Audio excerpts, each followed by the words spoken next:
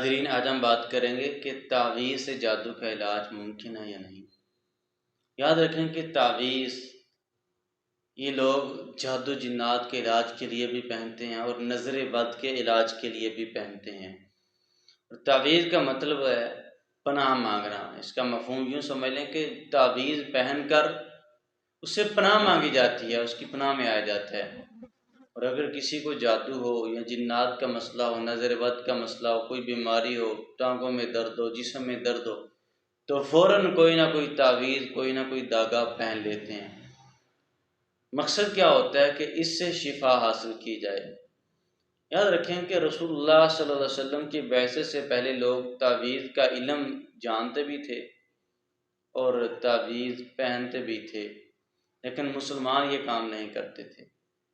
اور بعض لوگوں کا سوال یہ ہوتا ہے کہ کیا تعویذ سے جادو بھی ہو سکتا ہے؟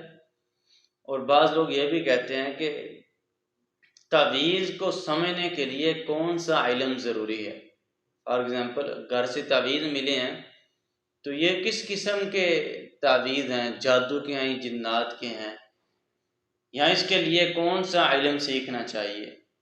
یاد رکھیں کہ تعویذ دو طرح کے ہوتے ہیں۔ پہلی بات یہ ہے کہ تعویذ کے لیے کوئی علم سیکھنا ضروری نہیں ہے، بلکہ اس طرف بھی نہیں جانا چاہیے کہ یہ کس قسم کا تعویذ ہے یا کیسے پتہ چلے گا، کیونکہ اللہ کے رسول صلی اللہ علیہ وسلم نے اس چیز سے منع کیا۔ آپ نے فرمایا کہ کبھی یہ تمنا نہ کرو کہ میرا دشمن میرے سامنے آئے، بلکہ یہ دعا کرو کہ جہاں پہ میرا دشمن ہے اللہ سبحانہ و تعالیٰ اس کو وہیں پہ تباہ و برباد کر دے۔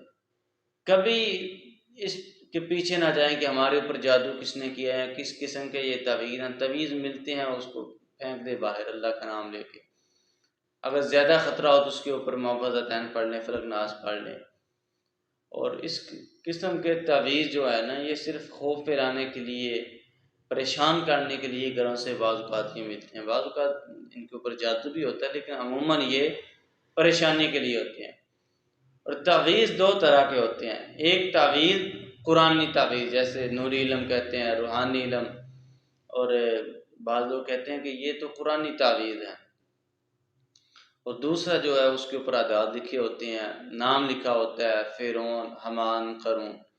یہ جو تعویذ ہے جس کے اوپر اعداد لکھے ہیں یا شیطانی نام لکھے ہیں، فرشتوں کے نام لکھے ہیں، یہ پہننا تو شرک ہے، کیونکہ آپ اللہ کے علاوہ غیر اللہ سے مدد مانگ رہے ہیں۔ اور بعض لوگ یہ کہتے ہیں کہ ہم نے چونکہ تعویذ پہنا تو ہم ٹھیک ہیں، اس لیے ہم پہنتے ہیں۔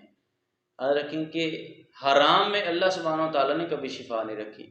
اگر آپ اللہ سبحانہ و تعالیٰ کو چھوڑ کے تعویذ کے اوپر ایمان، یقین اور اعتقاد رکھ رہے ہیں اور اس سے آپ شفا بھی حاصل کر رہے ہیں، تو یاد رکھیں کہ قیامت کے قریب تو دجال آئے گا اور وہ بڑے بڑے کام کرے گا، مردوں کو زندہ کر دے گا اور اسی طرح بارش برسائے گا، بڑے بڑے کام کرے گا۔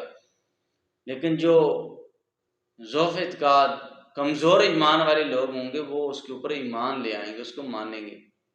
تو اس لیے شیطان کو اللہ نے طاقت دی ہے، آپ شیطان کو چھوڑیں جو ساری کائنات کا مالک، خالق، جس نے جنوں کو پیدا کیا، جس نے انسانوں کو پیدا کیا، جس نے ابلیس کو پیدا کیا، آپ اس اللہ سے مدد مانگے۔